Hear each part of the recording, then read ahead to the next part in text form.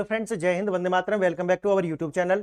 Friends, इस topic के पीछे हम पहले भी कई सारी वीडियो बना चुके हैं, लेकिन इसके लिए मैं एक वीडियो ये और लेकर के आया हूं। और ये जो वीडियो है मैं इसलिए लेकर के आया हूं, कुछ ऐसे जो है अब मैं मुंह से निकल जाएगा मेरा गाली, इसे सब लोग देखते हैं, इसलिए कुछ ऐसे बहन के लौरे हैं कि जो इस तरह की वीडियो बना रहे हैं। एप्स्टीन फाइल्स के अंदर मोदी जी का नाम जैसे ही आया, रातों रात इंडिया ने यूएस के साथ ट्रेड डील फाइनलाइज कर ली।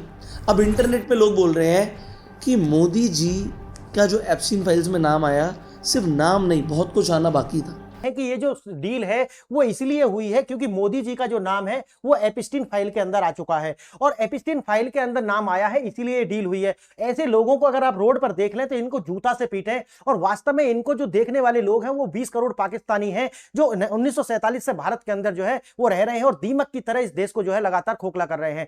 ऐसे लोगों की जो भावनाएं हैं उनको संतुष्ट करने के लिए कुछ धिम्मी डॉग्स भारत के अंदर हैं, जो कि मेन स्ट्रीम मीडिया में भी पहले रहे हैं और कुछ जो है वो यूट्यूब पर भी आ चुके हैं, ताकि ऐसे लोगों को जो फॉडर है वो प्रोवाइड कर सकें। लेकिन इन मूर्ख और जो बस मेरे मुंह से गाली निकल जाएगी, ऐसे लोगों के लिए आप सोचिए कि ये सोचते हैं कि एप्स्टीन फाइल कोई फाइल का पुलिंदा है जिसमें नाम लिखे गए हैं सबके। अब इनको मूर्खों को इतना भी नहीं पता कि जब ये एप्स्टीन फाइल का जो कांड था उस टाइम पर मोदी जी जो है अमेरिका के अंदर बैन थे, अमेरिका ने उन पर पाबंदी लगाई हुई थी कि अमेरिका जा ही नहीं सकते थे। और दूसरी बात यह है कि एप्स्टीन फाइल कोई फाइल नहीं है, ऐसे कोई नाम लिखे हुए नहीं है उसके अंदर। अरे भाई, जो एप्स्टीन जो था वो अपने आप में एक व्यापारी था, एक बिलियनियर व्यक्ति था, उसके अपने व्यापारिक कॉन्ट्रैक्ट भी थे। तो हो सकता है कि किसी व्यक्ति का नाम उसमें ऐसा हो कि वो उसकी व्यापारिक लिस्ट में रहा हो। तो आप कैसे कह सकते हैं कि एप्स्टीन फाइल में वही लोग हैं जिनके लिए ये जो कम उम्र की लड़की सप्लाई करता था?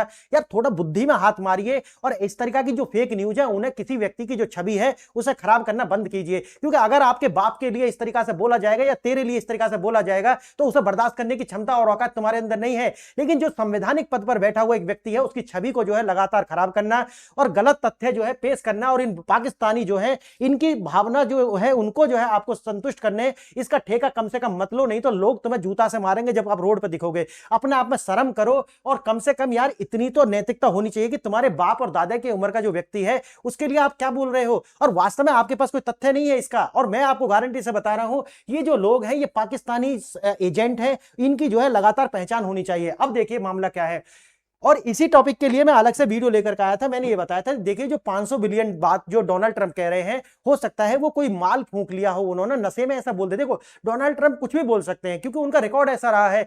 तो उन्होंने ये बोल दिया कि भारत तो हमारे यहां से 500 बिलियन डॉलर का जो है वो आयात करेगा। और मैंने उस टाइम पे ये बताया था कि देखिए भारत का जो बजट है वो 583 बिलियन डॉलर का तो बजट है टोटल, उसमें से हम 500 बिलियन डॉलर का कैसे आयात कर सकते हैं, ये बुद्धि में आने वाली बात नहीं है। और दूसरी बात जो उन्होंने बोली थी वो ये थी कि भारत जो है वो पूरी तरीके से रूस से अपना जो तेल है वो नहीं खरीदेगा। आप सोचिए, भारत ने कभी भी ये नहीं कहा कि हम रूस से तेल खरीदेंगे या नहीं खरीदेंगे। भारत ने ये कहा है कि देखिए जहां से सस्ता तेल मिलेगा हम वहां से खरीदेंगे। तीसरी बात जो डोनाल्ड ट्रंप ने की थी वो ये कही थी कि देखिए वेनेजुएला से तेल खरीदना पड़ेगा। तो मैं ये बता दूं, वेनेजुएला से तो हम पहले से ही तेल खरीद रहे हैं। 40+ ऐसे नेशन है जहां से भारत जो तेल खरीदता है, और लगभग 20+ ऐसे नेशन है जहां भारत जो है अपने ऑयल प्रोडक्ट हो या जो पेट्रोलियम प्रोडक्ट्स होते हैं उनको जो है यहां से एक्सपोर्ट करता है। अब जिन लोगों को बिल्कुल नहीं पता, तो वो लोग क्या है कि जैसे ये खबर निकल करके आती है, जो हमारा एक अपोजिशन है वो पूरी तरीका से जो है वो बैंकक्रप्ट हो चुका है बुद्धि की तरीका से। यानी कि अमेरिका कुछ भी कहता है उसे तुरंत सत्य मान लेंगे, और उन्हें पता ही नहीं वो कह क्या रहे हैं। उन्होंने पहले जो कहा है और जो अब वो कह रहे हैं उनके बीच में कोई सामंजस्य है या नहीं है, इसे उन्हें ये भी नहीं पता है। आइए देखते हैं आज का जो इशू है वो क्या है। इशू ये है कि आप जानते हैं कि जो अमेरिका है उसने हमारा जो टैरिफ है वो घटा दिया है, यानी कि 18%, और जो इंडस्ट्रियल प्रोडक्ट्स जो होते हैं उनके ऊपर तो 0 ही कर दिया है कि जो 13.5% था पहले।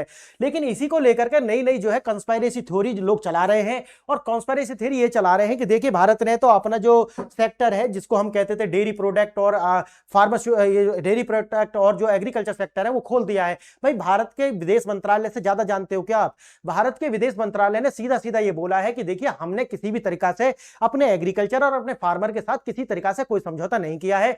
ये जो एमसी जो है ये कहां से आ रहे हैं मुझे ये समझ नहीं आ रहा। इनको जूता से पीटने की आवश्यकता है। ये डेटा कहां से ला रहे हैं? विदेश मंत्रालय कुछ कह रहा है, ये लोग अलग ही तरीका से लोगों को भड़का रहे हैं। तो इनको जो है इनका इलाज बहुत जरूरी है, और मैं कहता हूं कि सरकार जो है ऐसे लोगों की लिस्ट बना करके इनको जो है इनको सूतने की आवश्यकता है। अब देखेंगे कि जो 18% जो टैरिफ हुआ है उसमें किस किस को फायदा मिलेगा। मैं ऐसा अलग अलग वीडियो बना चुका हूं। टेक्सटाइल को मिलेगा, लेदर को मिलेगा, और जो रबर टायर्स वगैरह होते हैं उनके लिए मिलेगा। और इसी के साथ साथ भारत जो है, मैंने अलग भी बताया था कि ये जो डील है उसमें भारत जो है लगभग 40 बिलियन डॉलर के जो है वो प्रॉफिट में जाने वाला है। मैंने उस वीडियो में भी ये बताया था, और ये तीसरी चौथी वीडियो है कम से कम इसके ऊपर। और पहले से हम लगभग 45 बिलियन डॉलर के सरप्लस में अमेरिका के साथ ऑलरेडी है, तो लगभग ये 80 बिलियन डॉलर का जो प्रॉफिट है वो भारत को होने वाला है। और आप ये भी जानते होंगे भारत का जो बजट है उसमें ये बोला गया है कि लगभग 20 साल का जो हॉलीडे है वो हम टैक्स हॉलीडे दे रहे हैं, और टैक्स हॉलीडे दे रहे हैं उन बड़ी बड़ी जो टेक जायंट्स जो हैं, जो भारत के अंदर अपना जो डेटा है, भारत के जो लोगों का डेटा है वो लोकलाइजेशन करें, यहां पर सेव करके रखें उनके लिए। और इसी के एवज में लगभग 50 बिलियन डॉलर जो है अमेजन हो या माइक्रोसॉफ्ट जैसी जो बड़ी टेक जायंट्स कंपनी है वो भारत के अंदर जो है इन्वेस्ट कर रही हैं, आप ये भी जानते होंगे।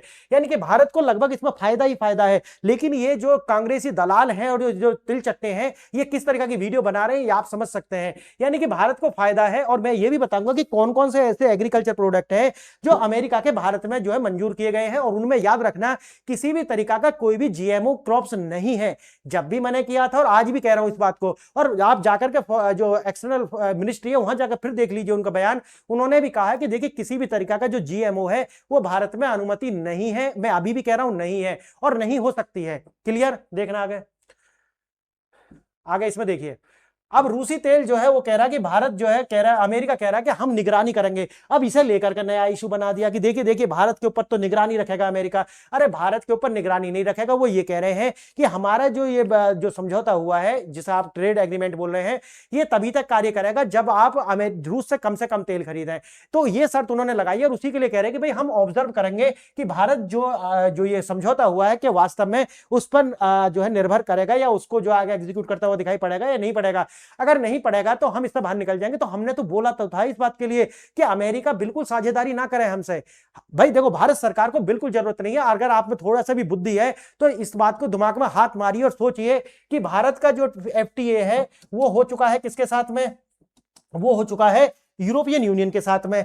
अभी आने वाले समय में जीसीसी जो है उसके साथ में भी होने जा रहा है। अब अमेरिका को हम जो बेचते हैं वो बेचते हैं क्या? टेक्सटाइल है, जेम एंड ज्वेलरीज है, लेदर है, फुटवियर है, और जो भी खाने के सामान है वो भेजते हैं। अमेरिका के अंदर इन्फ्लेशन आया हुआ है, लेकिन भारत के जो भी प्रोडक्ट है उनके लिए हमने मार्केट ढूंढ ली है। तो फिर अमेरिका के साथ में हम क्यों साझेदारी करेंगे? अभी मुझे ये बात बता दीजिए। और हम वैसे भी अमेरिका के साथ में जो हमारी साझेदारी है वो क्या है? वो केमिकल्स को लेकर के, एपीआईज को लेकर के है, फार्मास्यूटिकल्स को लेकर के है। अमेरिका उनको बैन कभी कर नहीं सकता, ना उनके ऊपर टैरिफ लगा सकता। तो भारत को जरूरत क्या है फिर? अब सोचिए इस बात को। तो ऐसे लोग पता है ना डाटा कहां से लेकर के आते हैं और उसको क्यों जो है आगे लेकर के आ रहे हैं, मुझे समझ आता नहीं है।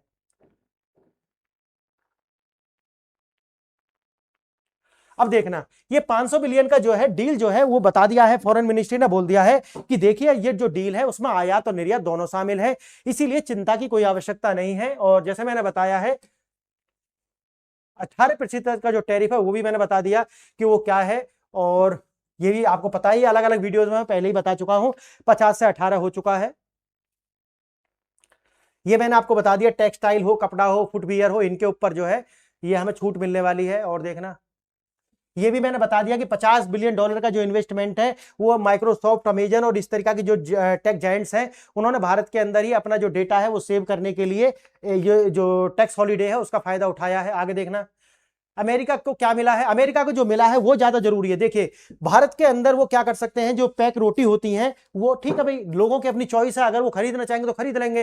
तो इस तरीका का जो है और क्या है, रेड सोरम जो है यानी कि लाल ज्वार जो है वो भारत के अंदर आई है, कोई बात नहीं है। ऐसा इस भाई कुछ तो देना पड़ेगा ना। इथेनॉल यानी कि जो स्पिरिट्स है वो आई है, इथेनॉल की हमें जरूरत है, कोई बात नहीं है। आगे देखना, जो ट्री नट्स है यानी कि बादाम, अखरोट, ये आए हैं, तो इसकी दिक्कत क्या है भाई? वैसे भी हम तो अफगानिस्तान से मंगा रहे हैं, यहां से मंगा लेंगे, दिक्कत क्या है?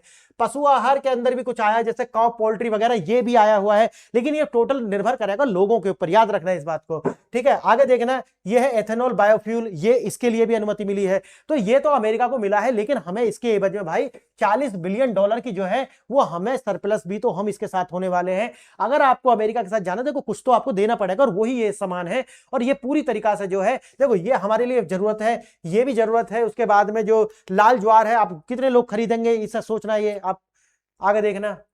और हाँ, मने किसके लिए किया गया है? अनाज, गेहूं, आटा, मक्का इसके लिए बिल्कुल मने हैं। सब्जी में बिल्कुल जो नो एंट्री है, डेयरी प्रोडक्ट बिल्कुल बंद है, और जीएम क्रॉप जो है बिल्कुल बंद है। ये मिनिस्ट्री का कहना है। अब मंत्रालय को सही मानोगे या इस तरीका के जो यूट्यूबर हैं उन्हीं को सही मानोगे, ये अब आपके ऊपर है। देखना, रूसी तेल का जो पेज छूट गया, चेतावनी वही है, शर्त वही रखा है अमेरिका के द्वारा, जो मैंने आपको बताया कि अगर आप शर्तों का पालन नहीं करोगे तो हम इससे बाहर आ जाएंगे। तो वो तो एक देखो कैलकुलेटिव रिस्क है। इसमें यह है कि अगर तेल खरीदने में अमेरिका से जो $40 बिलियन हमें बच रहे हैं, अगर तेल खरीदने पर अगर हमें $45 बिलियन बच रहे होंगे तो बिल्कुल हम इससे बाहर आ जाएंगे। इसमें क्या दिक्कत क्या है? तो बस वही है। आइए आगे, अमेरिकी निगरानी। अब इसको लेकर के ये है कि भाई अमेरिका जो निगरानी है वो सिर्फ ये कह रहे हैं कि भाई हम देखेंगे, यानी कि भाई अगर शर्तें हुई हैं तो उसको तो देखना चाहिए, ठीक है, वो देख लेना। अगर भारत को फायदा लगेगा तो आपके साथ रहेंगे, नहीं तो निकल जाएंगे, ऐसा कोई दिक्कत नहीं है।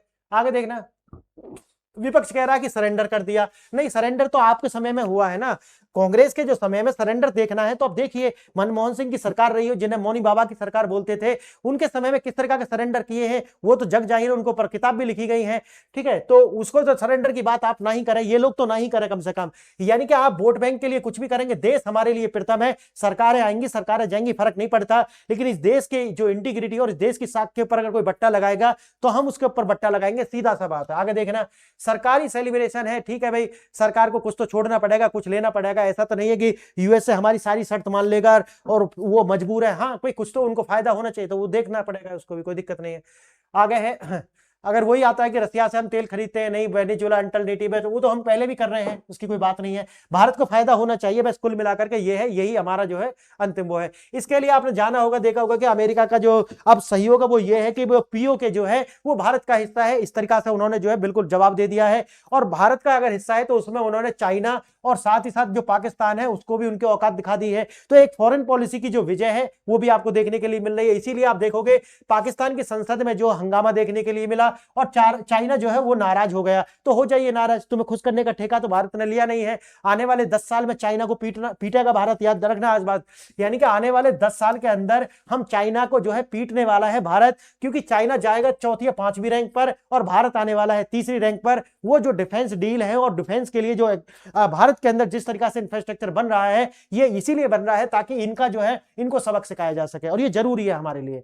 आगे देखेंगे, 20% टैक्स, 18 मैंने जैसे आपको बताया बांग्लादेश पर ज्यादा टैक्स है, इंडिया पर कम टैक्स है। उसका कारण जो मैंने आपको बता दिया कि भारत एक बड़ा बाजार है, और ये जो बांग्लादेश है उनके पास क्या है बेचने के लिए? वो कच्चा है, बनियान, तौलिया, टोपी, यही वो बेच सकते हैं, या फिर आतंकवाद बेच सकते हैं। तो आतंकवाद तो कोई खरीदेगा ना, तो इनका जो टोपी वगैरह है उसके लिए एक बहुत बड़ी जो मार्केट है वो भारत के अंदर ऑलरेडी जो अवेलेबल है। अगर भारत का सामान ज्यादा प्रतिस्पर्धी होगा तो फिर इनकी टोपी तो कोई खरीदेगा नहीं, इसलिए इनको बहुत ज्यादा दर्द है। और ऊपर से ये बोल दिया कि पीओके भारत का हिस्सा है, तो यह अपने आप में हमारी विन है अंतरराष्ट्रीय स्तर पर। उसको लेकर के ये फेविकॉल पी लेते हैं, ये नहीं कहते कि हमारी फॉरेन पॉलिसी की कितनी ज्यादा विजय है ये, कि अमेरिका कह रहा है कि जो पीओके है वो भारत का हिस्सा है। सोचिए इस बात को।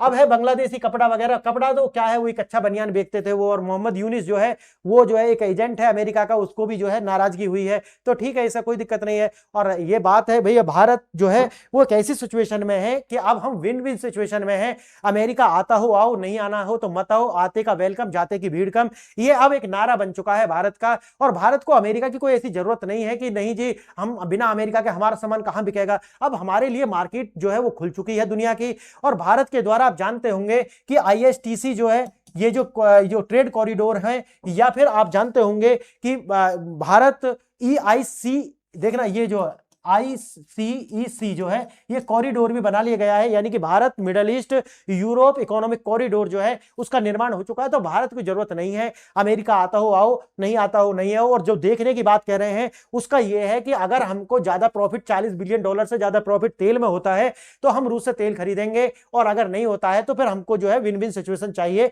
तो वो हम ले चुके हैं। तो फ्रेंड्स बताइए वीडियो आपको कैसा लगा, और ऐसे जो ट्रेडर्स हैं उनको आप क्या कहना चाहोगे कमेंट बॉक्स में आप कह सकते हैं। आज के लिए इतना ही। आपने वीडियो यहां तक देखा इसके लिए बहुत बहुत धन्यवाद।